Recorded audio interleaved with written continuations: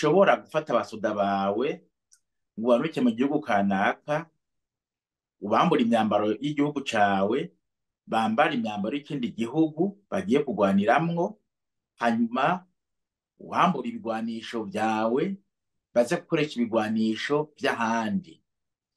Ivyo bigize umaze kubaca abacangero.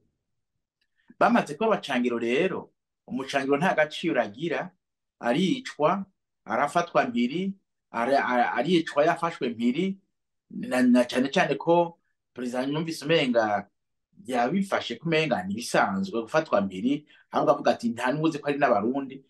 Ivyo byose umaze kubigira uko, mu bisanzwe nta majambo dufise yo kubivuga, ariko burya c'est la haute trahison.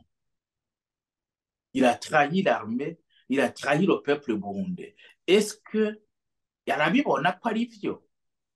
Yabona ko ari vyo? Yaramaze arimo aragurisha igihugu, arimo aragurisha abo basirikare kubera ko ayo masezerano yasinywe hagati y'aba perezida babiri, perezida wa Kongo na perezida w'Uburundi, ntawuzi birimwo.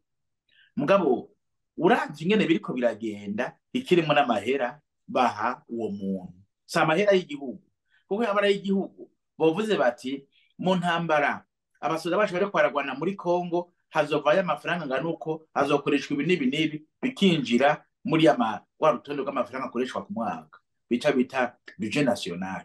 Urumva atari ivyo ayo nane bo bagenda gupfira iki?